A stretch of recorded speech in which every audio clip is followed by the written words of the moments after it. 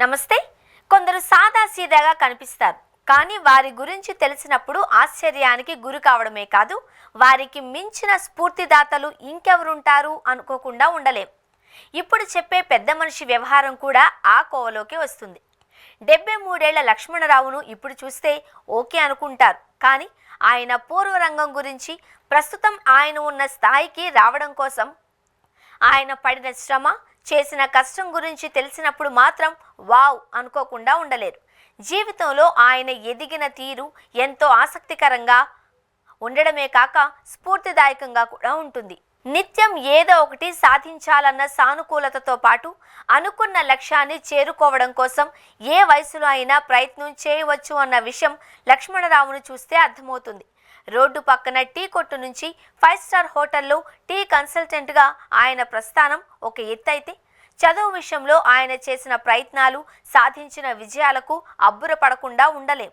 మహారాష్ట్రలోని అమరావతి ప్రాంతానికి చెందిన 73 ఏళ్ల లక్ష్మణరావు బాల్యాన్ని చూస్తే తీవ్రమైన ఆర్థిక ఇబ్బందుల్లో నడిచింది. 10వ తరగతి చదివే వేళలో అప్పటి పరిస్థితుల కారణంగా చదువును మధ్యలో ఆపేశారు. మిల్లు కూలీగా చేరాడు. ఆ మిల్లు మూతపడడంతో 1975లో ఢిల్లీకి మకాం మార్చాడు. అక్కడే ఓ హోటల్లో కొంతకాలం పనిచేశారు.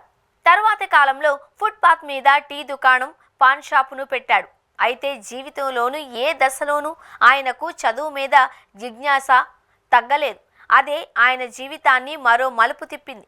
40 ఏళ్ల వయసులో 12వ తరగతి, 50 ఏళ్లకు BA, 63 ఏళ్లకు MA పూర్తి చేశారు. ఏకంగా 25 పుస్తకాలు రాసి పబ్లిష్ చేశారు.